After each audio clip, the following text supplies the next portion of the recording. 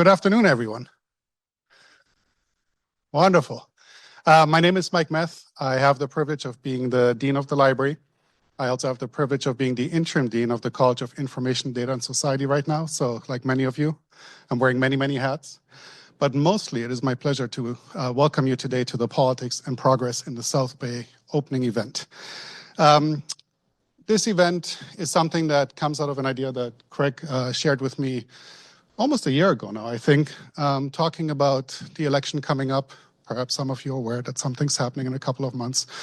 And he suggested to me at the time that wouldn't it be great if we actually point to our collections of political papers and bring those to the fore so that we can share with our community what has brought us to the points that we are. Because the decisions that are being made by politicians have influence, they have impact, they shape our community, shape our society, and we see it at all the levels of government. And we are very privileged to have state and also local city government and county, and also, of course, some federal papers in our collection. In fact, the decisions that are being made by politicians, and some of you are in the room, and I'll leave it to Craig to acknowledge all the dignitaries, they lead to decisions like this wonderful library that you're standing in right now, which is a great partnership between the State University, California State University system, and the city of San Jose. And I will acknowledge Ron and Bob, who are sitting right in front of me, who both had very, very influential roles in the creation of this building. That also is a plug for the library, because libraries are here as, I would say, keepers and preservers of the record. But more than keep and preserve the record, we also make the record shareable.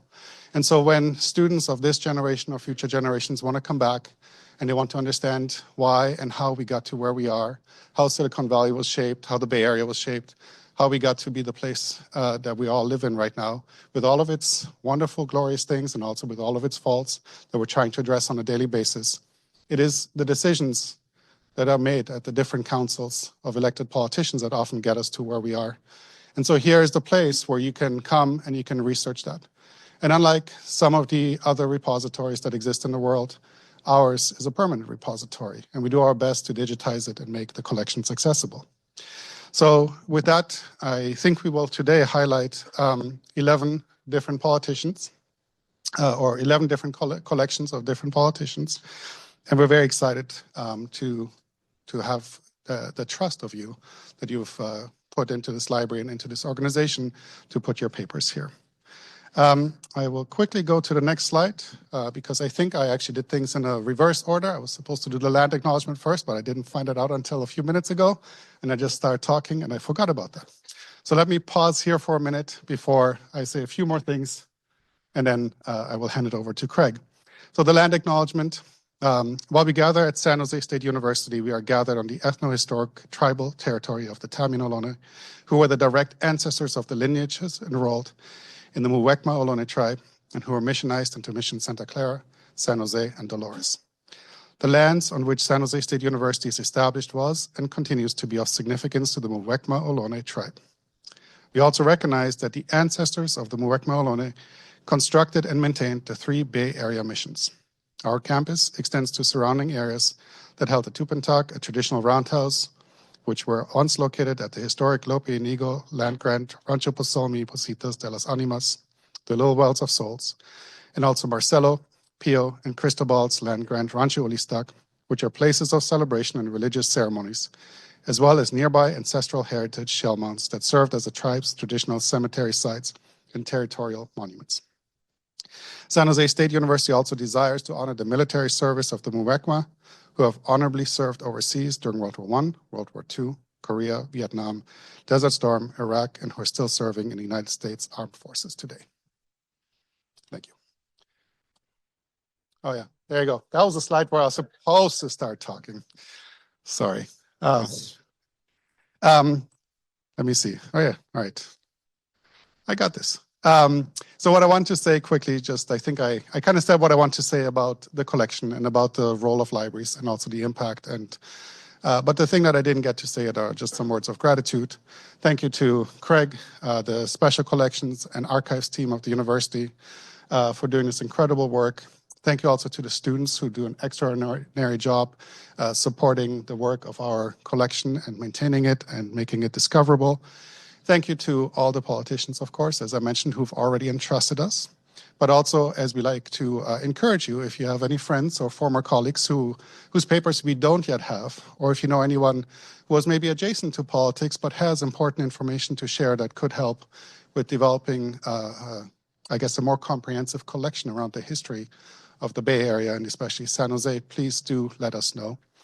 And also, of course, a big thank you to all of you as guests who have joined us today, who have come here and who have supported us, and I hope will continue to support us in this important work. With that, I will hand it over to Craig, and he's really who you want to hear from because Craig will tell us about the collections. I'm excited. I will just share quickly because I have not had this comprehensive introduction overview of everything that he's going to talk about. So thank you, Craig.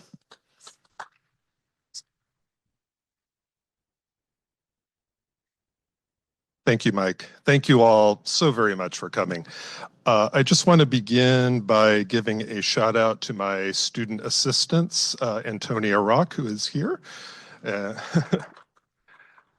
and John Fenning, who unfortunately is not here. He has a class at this time, but I just want to say that Antonia and John are truly co-curators on this exhibition. We incorporated their ideas and their vision, and I could not have done it without them, so thank you.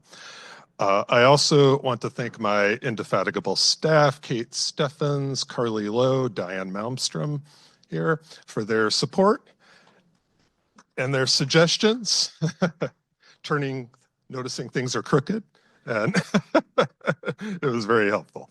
And finally, I want to thank the library marketing team led by Leslie Seacrest and Mariah Ramsar over there, without whom none of you would be here today.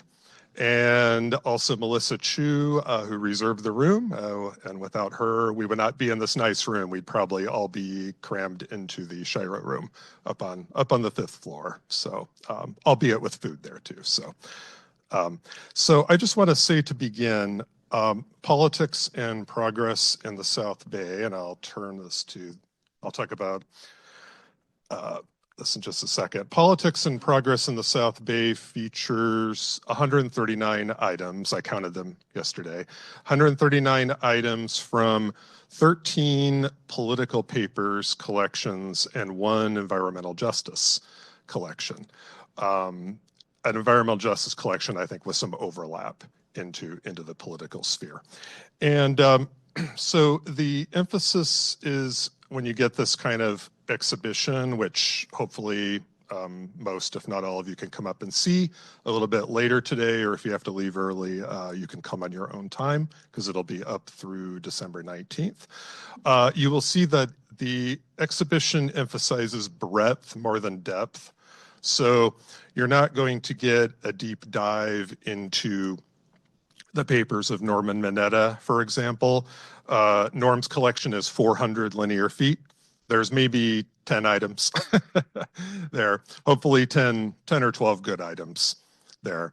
But hopefully through that breadth, what we aim to do was to collectively really show the multitude of individuals who have represented what we're calling progress, political progress specifically, as well as different ways to define what progress means, and even to acknowledge that there are and have been and will be limitations to that progress that we must always work to overcome.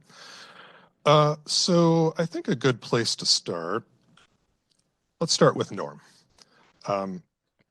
Norm, as I think many of you know, was born in San Jose in 1931. He was interned along with his family in World War II at a internment camp in Wyoming for a few years. He returned to the area, and in 1971, he was elected mayor of San Jose, the first Japanese American mayor of San Jose, and I think of a city of San Jose's size. In 1974, he was elected to Congress of the first out of what I believe were 11 terms. And then, of course, he served as Secretary of Commerce under Bill Clinton. Okay. under Bill Clinton, and then perhaps better known Secretary of Transportation under George W. Bush from 2001 to 2006. And then he passed away a little more than 2 years ago. So this collection, again, it's just impossible to cover everything, particularly with somebody of the length of Norm's career and his accomplishments. But I do want to point out just a few highlights of the exhibit. The first thing is, I really love this photo. This photo that was taken with Norm and his family in front of Tower Hall with all the ivy. It's like Wrigley Field, you know. Just a really wonderful photo there. One of the things that we also tried to do with the exhibition doesn't just pertain to the different topics, to the different politicians and individuals, but also we want to show different types of materials that you can find in a special collections and archives. And one of the most common are photographs. And even a simple photograph like this, I think, is a pretty good symbol of Norm's connection with the university over the years. Over on the other side there, I apologize for that it's not very clear, but you'll be able to see it better in person. This is a really extraordinary item. It is, I have to read it to make sure I get it right. This was President Carter's bill that he signed to establish the Commission on Wartime Relocation and Internment of Civilians, and signed that into law in 1980. I think the one that's better known is the 1988 Civil Liberties Act that was signed by President Reagan. But it's actually this bill this law that paved the way to make the one in 1988 happen. And again, I think it's a good example of how progress can move, sometimes with agonizing or frustrating slowness. But eventually, at least in this case, it did happen. This is a photograph that I think grabbed our attention. The one on the left, it's identified with, at least all that I can read, is 1943, which to me suggests that this had to be taken in an internment camp. And it's just identified on the finding aid, I believe, as a group of Japanese American men. I'm hoping to find someone who can read Japanese and could translate the caption for us for that, because I'm very curious to see what it says. And then on the right, there are actually 3 baseball bats in Norm's collection. We have all 3 on display in the exhibit. This is one of them. Norm was a big baseball fan, and when he went to the camp, they confiscated his bat because they felt it could be used as a weapon. And if you ever heard Norm talk over the years, we were lucky enough to have him, I think 6 years ago, when he visited us in special collections. He talked about how over the years, many persons would send him baseball bats with a lot of affection for that. Moving on, Blanca Alvarado. Blanca Alvarado was born in Cokedale, Colorado, also in 1931. I believe her father worked in the mines there, and when he lost his job, it made a very vivid impression on her when she and her family moved to San Jose. Blanca became a community activist working with Cesar Chavez on the Community Services Organization. Cesar Chavez, by the way, is, I think, one of the running sub-themes that you'll see going through this whole exhibition. And she was also president of the San Jose chapter, as well as an officer at the state level of the Mexican American Political Association. She was elected in 1980 to District 5 at San Jose City Council and remained there until 1994, fighting for equal representation for the Chicano community. And let's see, she became 9 years later the first Latina vice mayor of San Jose. That's right. And served 2 terms for that. And then from 1996 to 1998, she was on the Board of Supervisors, specifically, I believe, District 2, until she retired in 2008. We have, among these political papers, we have, I think, 3 former mayors, and I think we have 2 senators, many individuals who were on the Board of Supervisors. And the item that you see there is in the exhibit.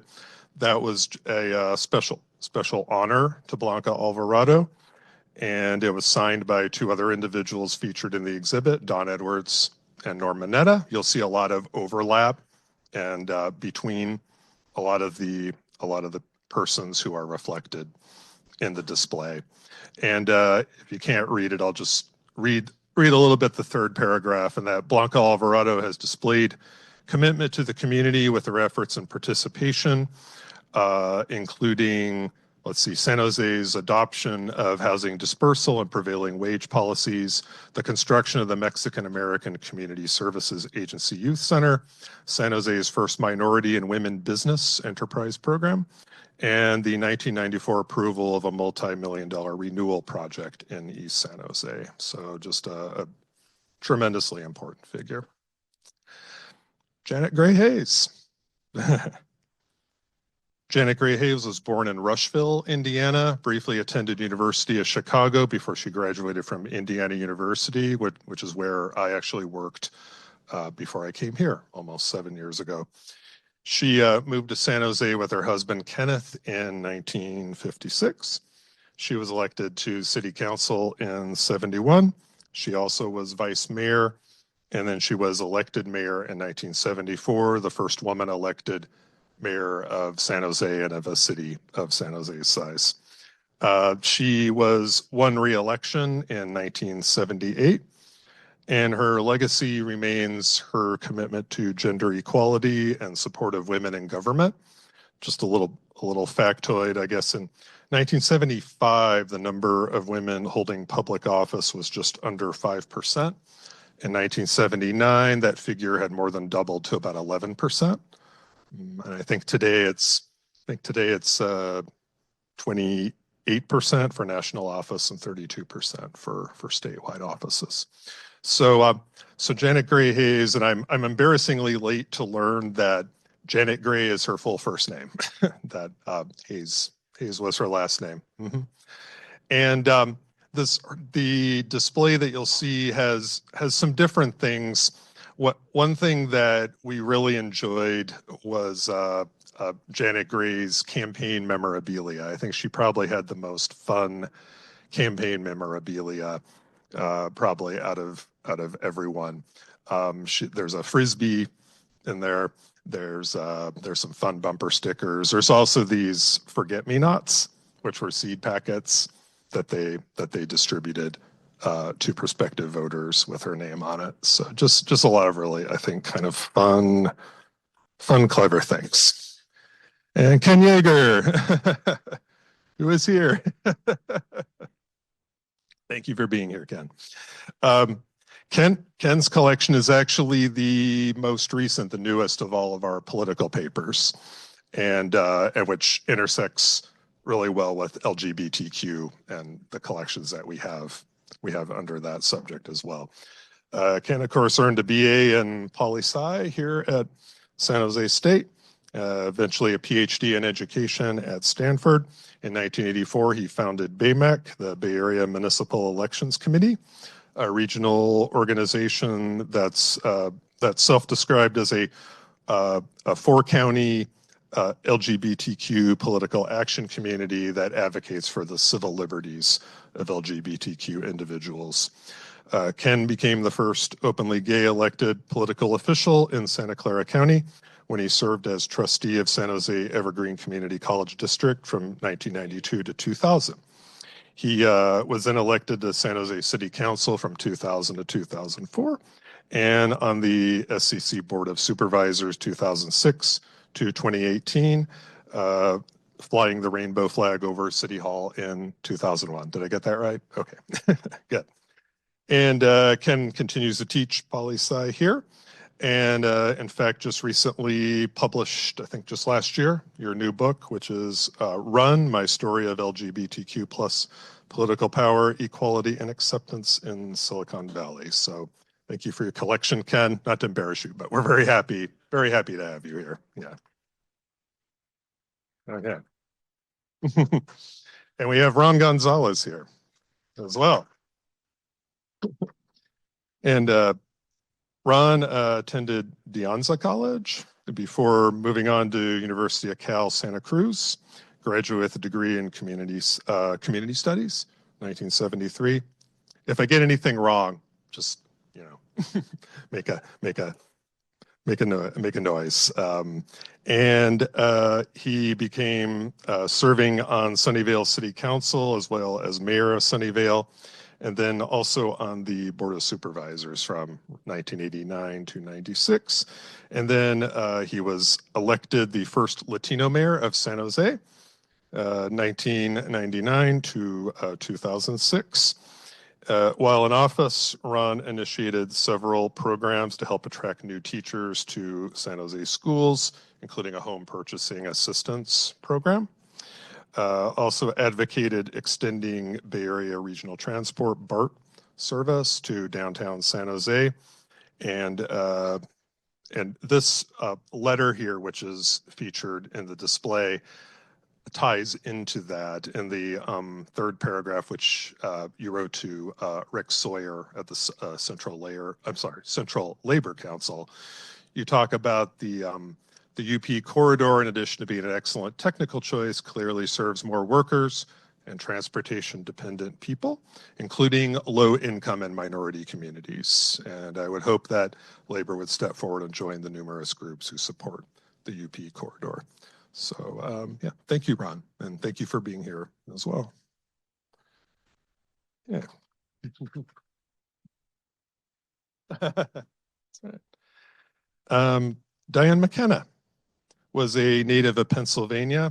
I always mention these things that I'm fascinated by. There's almost an even split between the number of individuals who were born and raised here and then the number who came from out of state. Dianne McKenna moved to Silicon Valley in the 60s. In 1977, she graduated from SJSU. She got her master's degree in urban and regional planning. She was also elected to Sunnyvale City Council, which overlapped with her service as the mayor. In 1985, she became the fifth woman elected to the SCC Board of Supervisors, which is a position that she held until 1996. And then in 2006, she served on the board of directors for Peninsula Open Space Trust, a San Francisco Bay Area environmental preservation organization. Dianne continues to be very active. In fact, she emailed me and regretted that she couldn't be here today, but she is attending something pertaining to the election. So she continues to be, as you can see with the item there on display on your right, which is on display in the exhibition. You can see, I think, again, just her many different accomplishments and many different titles that she held here. Okay. Mike Honda, he was a third generation Japanese American born in Walnut Grove. He, like Norm, he and his family were sent to an internment camp. Mike went to Granada. I believe it was the Granada Relocation Center in Colorado from 1942 to 45. His family returned to California in the early 50s and became strawberry sharecroppers in Blossom Valley. Mike was an educator for about 30 years before he was elected to Congress, representing California's 15th district in 2000. And he, whoops, went too far. He also, then redistricting led him to represent the 17th district from 2013 to 2016. He served on too many different things to name, but just to name a couple, he was the deputy chair and then vice chair of the Democratic National Convention, for example. And he was also a member of the Congressional Asian Pacific American Caucus, which was founded by Norman Mineta. He was also, and this is highlighted in the exhibit, Mike was significant in opening an investigation into the friendly fire death of Patrick Tillman, which some of you, if not all of you, may remember from during the Second Iraq War around 2004, I believe.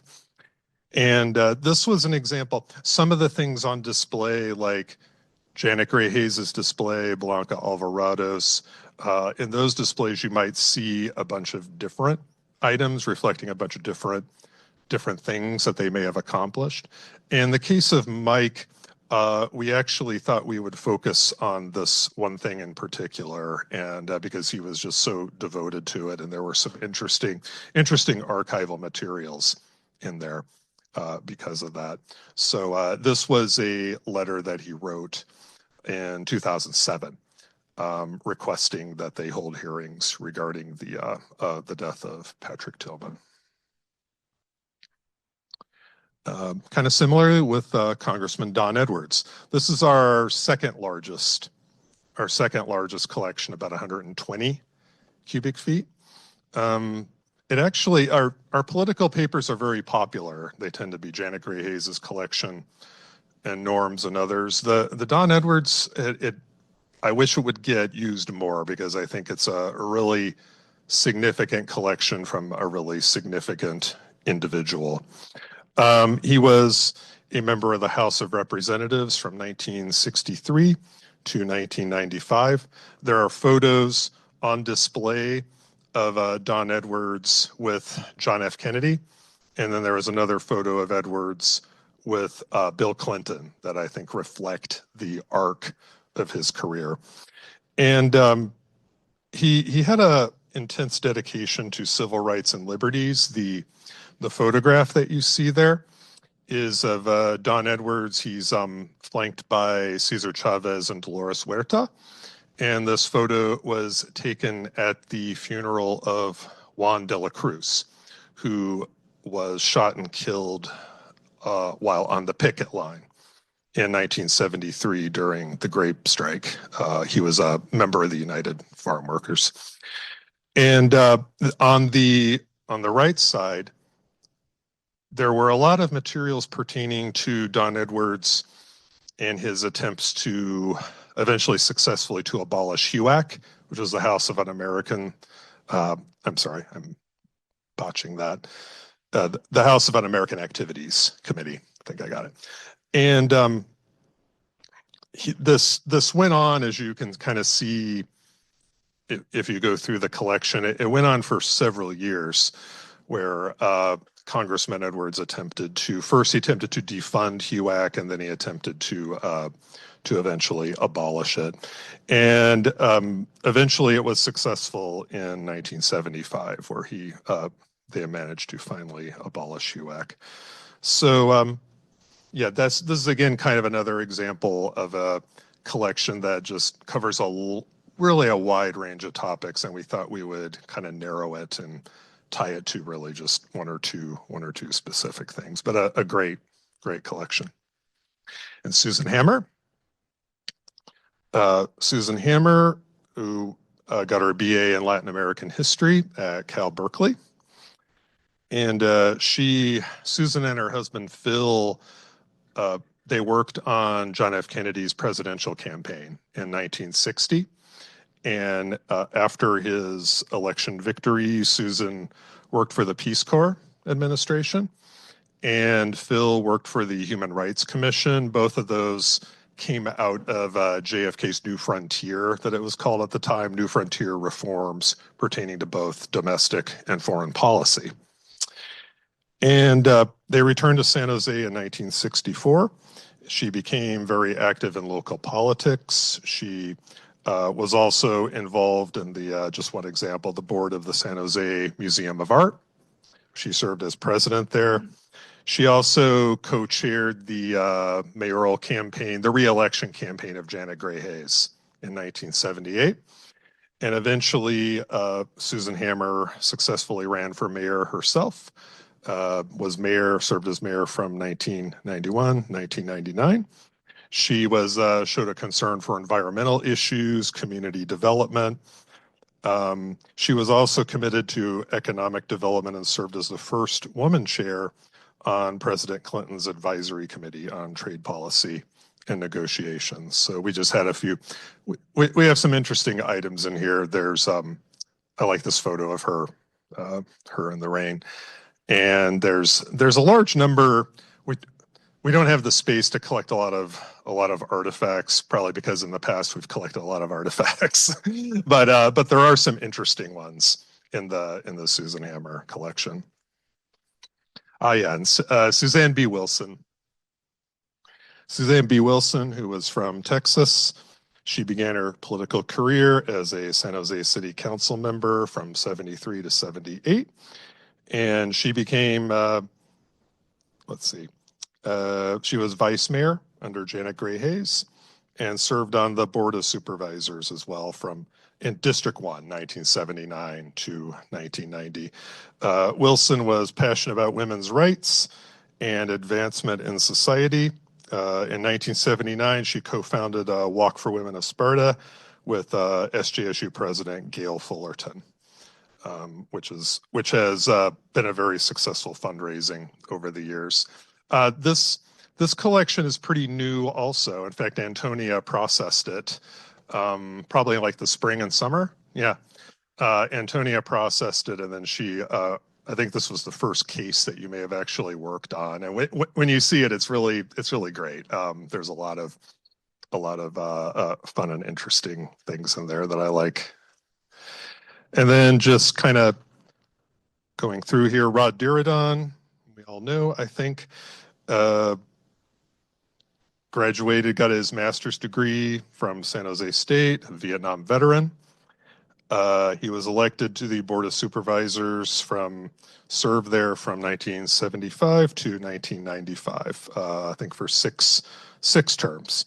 And of course, we know obviously Rod's significance with regard to public transportation here in the area, as well as Bay Area air quality management and many other endeavors. Al Alquist. And this is a very popular collection. This has gotten a lot of use through the years.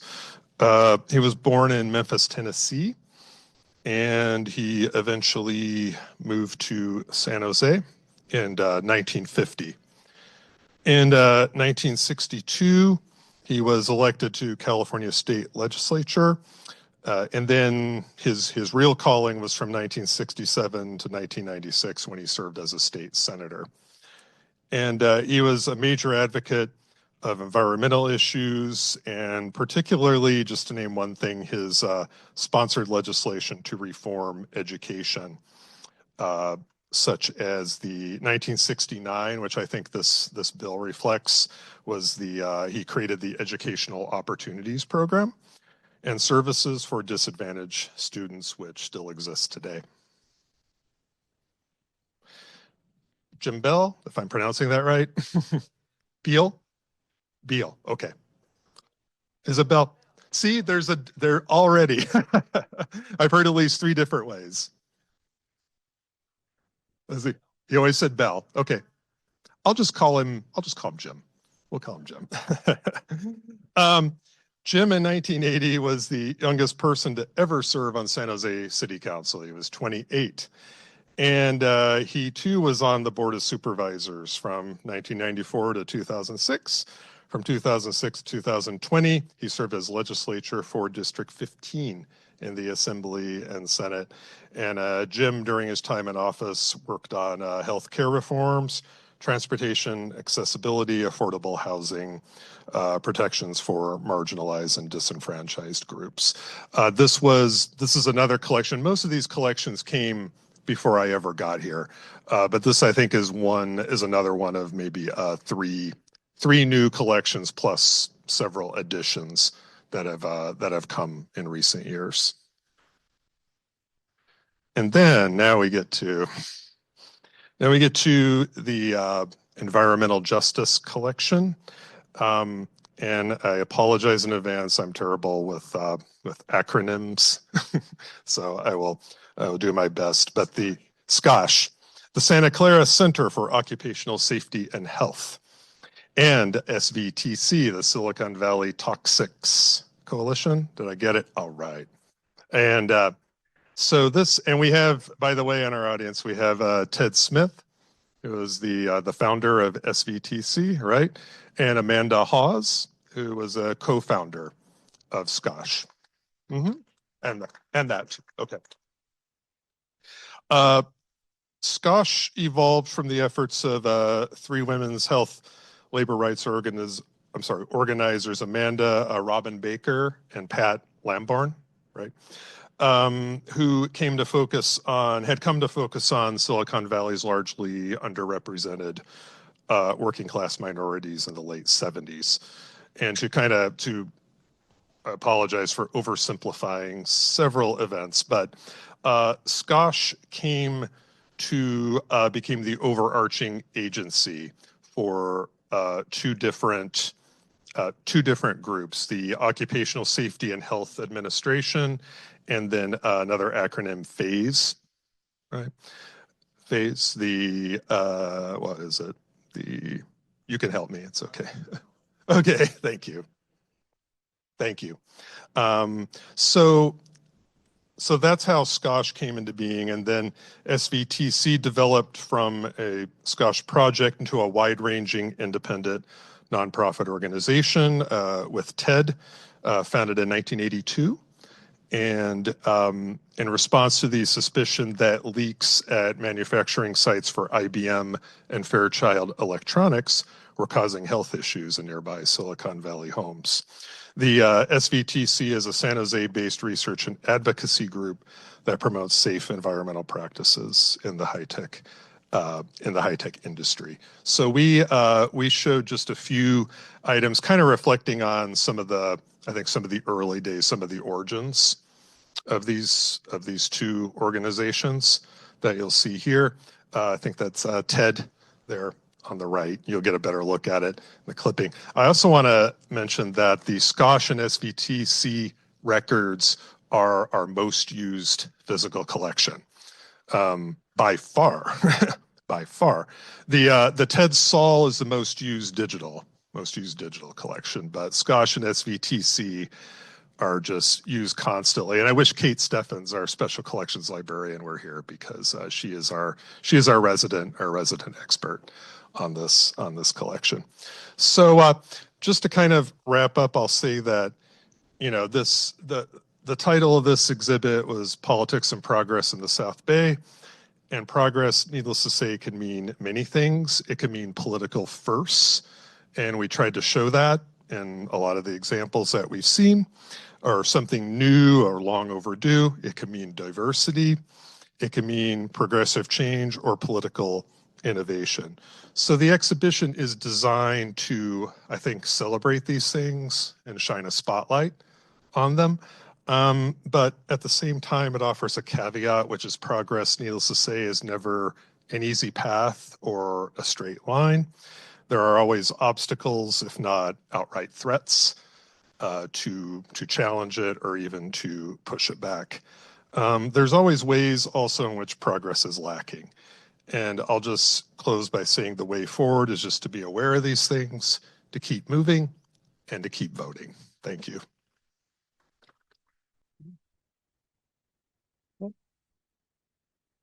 Questions?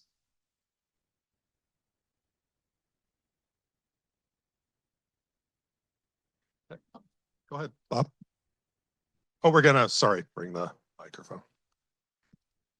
How do you decide what aspects of a collection you want to highlight? The issues that a public official may have cared the most about may not be the ones that they actually had the most impact on. That's right. That's a great question. And that's why it helps to have more than one person curate an exhibition. So in this case, there's a multitude of, I think, different elements that go into an exhibition. To start is I knew pretty early, as Mike mentioned in his opening remarks, I started thinking about this around roughly this time last year. And so I knew that when I got here 7 years ago, I was impressed right away with the political papers collections. I knew that it was individually and collectively a flagship of this, and I was happy for the opportunity to show it. So again, how do we end up showing it? Well, I kind of hit on the idea, it's always good to ask yourself, what's the theme, right? And sometimes you can think of a theme and that will open opportunities for different materials. Or sometimes maybe your original idea doesn't work and things kind of announce themselves to you. So in this case, I guess just to give you one example, like with Norm's collection, I knew that I knew that there were obviously certain things of monumental significance with Norm, like the Jimmy Carter bill that I wanted to show. I knew that the baseball bats were an important kind of symbolic thing to show too. I also wanted to show some photographs. There's also, I think, even a piece of correspondence that thanks Norm for his work on gun control, which is maybe something that's not as well known. So it's just honestly just kind of there's always sort of I think an interesting creative tension in an exhibition. I've never been faced with not having enough materials. The issue is always, what are you going to leave out? There's always going to be something that's going to be left out, and somebody might say, why didn't you include X or Y? And it's really just, I mean, I've done so many exhibits now over 20 years. It just you just get to the point where you try to find a balance between I think informing, educating people, showing things that people might know about a topic and things that maybe people don't know about a topic. And also a mix of obviously visual content, because being an exhibit, the visual aspect is arguably the most important thing. But I also tried to slip in some actual text in there too. So at the Lilly Library at IU, the conservator told me that you could tell how many people would look at an exhibit. I think he was half joking, but he said you can tell how many people look by the number of nose prints. So he would always have to clean the cases. He would always have to clean the cases, and if somebody was leaning over reading materials or reading the labels, he would say, "Oh, there were 9 people for that item too." So that's probably not a completely satisfying answer, but it's something I think about all the time whenever I'm putting an exhibit together. Yeah. Well, yeah. Oh. Yeah, I'm wondering what it was like working with the folks, like we have my mayor here, Mr. Gonzalez, and Professor Yeager and others, but what was it like working with them after you said you wanted, did they tell us something juicy, like did they fight you or, did they? Well, today is the first day I have met Ron. And really, Ken is the one I probably know the best under this particular topic. I remember Ken when this was before in the before times, as we call it, right? Before the 2020 pandemic. I think Ken and I discussed getting his collection, but I believe Ken wanted it handy, understandably, to write his memoir, if I'm remembering that correctly, Ken. Yeah. So Ken's a prince. We all know that. Just a great person to work with, and honestly, my only interactions, because many of these collections came before me, my only interactions other than Ken have been some individuals from City Hall who I think they gave us some additions, like to Ron's collection, for example, and Janet Gray's collection. I met Susie Wilson's daughter-in-law, and actually she's the one who's we got the collection that Antonia ended up processing from. I have not met Blanca. She regretted not being able to make it tonight. Yeah, that's right. That's right. That's right. I haven't met Blanca, unfortunately. Hmm. Oh, oh, well, digitization. So is she talking about her collection specifically or in general? Yeah, that's digitization is something we're always looking to do. As the political papers that we have digitized right now are from Janet Gray Hayes and Susie Wilson, I think. As far as political papers go, I think we have about close to 40 collections that have been digitized. We're a very small shop, so I would just say that's something I would be happy to discuss with her or with someone who represents her. Yeah, sure. Or sorry, Ron. Sorry. Go ahead, Ron. Yeah, just briefly, I can tell you what it was like on the other side. So in 2006, which was my last year as mayor, we had a staff member of our team who volunteered to respond to the request from the library for archival materials. So she literally went through, I mean, got to remember this was 2006, long before digitization of anything, right? So I think you'll see a big drop off on actual hard copy things. So she went through, our office participated under one condition, and that I not review what she sent over here. So someday I hope to get over here and see what she sent. And then I'll track her down because she lives in Oregon now. But for those of us who may not be able to stay, where is the exhibit? How do you see it when what are the hours, that type of thing? Okay. So the exhibition is located in the fifth floor foyer. For those of you, if you haven't been on the fifth floor, just take the elevator up. Anyone who comes with me later will see. Just take the elevator up.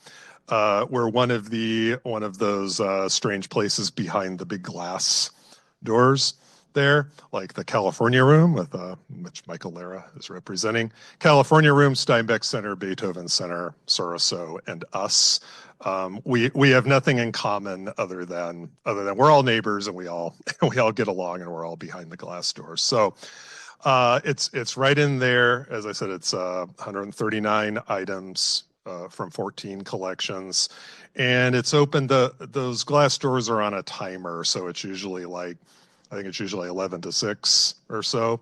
Or when the doors open, 11 to 6, maybe 11 to 5 on the weekends. I'm not sure. Yeah, but those are the times where if any of you want to come on your own and look at the exhibit, you can. Yeah, good question. Am I off camera? Sorry. I'd like to follow up on the digitization question because I think that's a really important one, and we've talked a little bit about it. An awful lot of the material really needs to be digitized, and I know you don't have the resources to do it. So my real question is, how can we get you the resources to be able to do that? I've been doing a lot of that for our own collection that we still have yet to come. And I know you don't have a room for the more paper. So this is a big issue. And it just seems like it really needs resources that you have to be able to figure out how to get. Yeah, it does. And I mean, I would just say our number one priority right now is a need for physical space because there is we can't grow anymore where we are right now, and so we need physical space. We need funding for physical space. Mike knows this. We're all working on it. So it kind of comes to the question, and this is sort of a running gag in the archival community where people say, have you thought about digitizing everything? And yes, we have thought about digitizing everything. It's not that simple for multiple reasons, and I won't get too inside baseball here with archives, except to say that sometimes it can be more complicated to digitize things than and I love to digitize materials and make them accessible for people who are not able for various reasons, proximity or health or otherwise, to come see our collections. But the big thing is that there are a multitude of issues regarding digitization, and I think the first thing I want to address that, but the first thing we need to address is to address the physical space issue, because even if we're going to digitize everything, you still need some place to put that stuff in order to digitize it. Yeah, yeah, yes. Sorry, I have to take the bait. I just want to say, I think the question that you're asking is wonderful and is kind of at the core of some of the work that we're doing. So at the core of the work that we're trying to do, which is we are California State University. We are, as perhaps you're following along with the news, somewhat restricted in funding. We have a room full of very capable politicians here and advocates. And I just want to make an appeal that if any of you are interested and feeling so moved, perhaps to address some of these issues, I think we would be very intrigued. There are, as Craig is pointing out, limitations to the physical space in the building. However, there are alternatives that are outside of the building, but could be with a, for example, commercial vendor, which then creates for us a very long tail of expenses. And so what we're trying to do is find a way to balance our interest in continuing to grow and build these collections, maintain them as we do into perpetuity, while also trying to find a way to fund that within the means that we have. So there are ways available, and I'm just going to say it. I very much welcome the conversation. And then the other part, of course, is I can't even say it's too late in the day, digitization.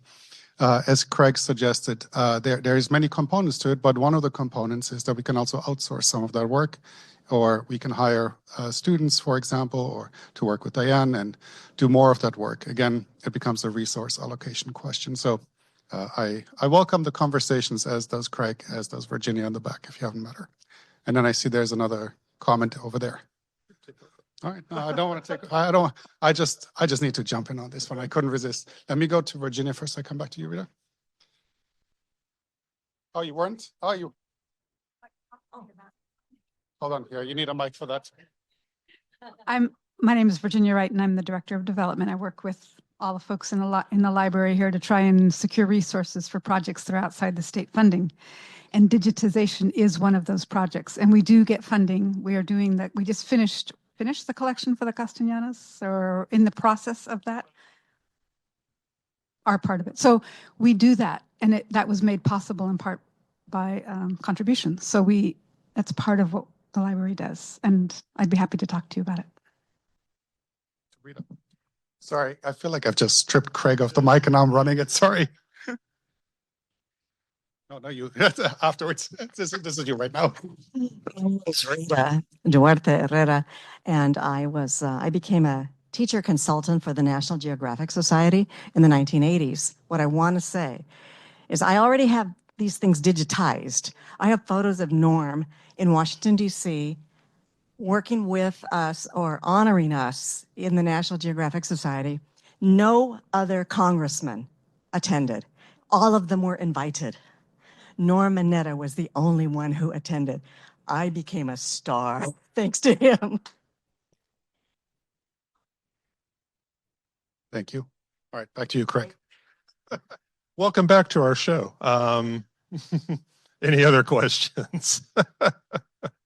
These are all good questions. I apologize if, some of these are complicated things to answer. Yes, go ahead. This isn't a question, but my name is Margie Matthews, and I was a colleague and mentee of many of the women up there and the men too. And you might want to know that the City Council just recently approved naming the rotunda of City Hall after Janet Gray Hayes. Oh, that's right. For her legacy in not only mentoring women, but also district elections to bring the neighborhoods to City Hall. So it's another tribute to her. That's wonderful. Thank you. Thanks for letting me know. Thank you. I'm Mandy Hausen. I'm the founder of SCOSH, Santa Clara Center for Occupational Safety and Health.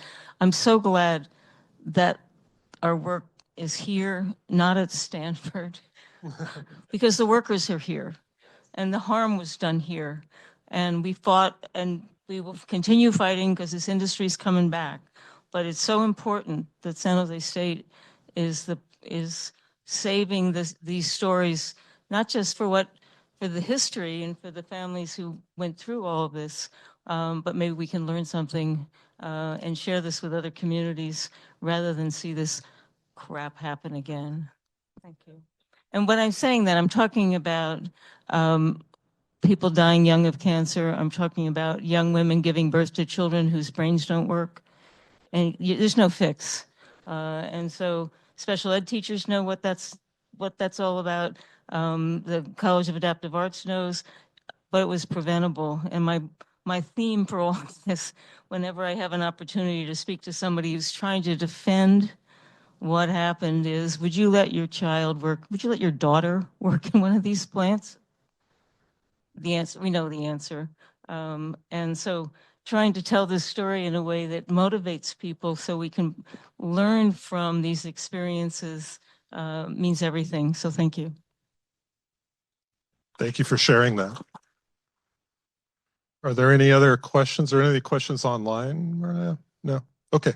I didn't want to neglect them, so. Any other questions? No?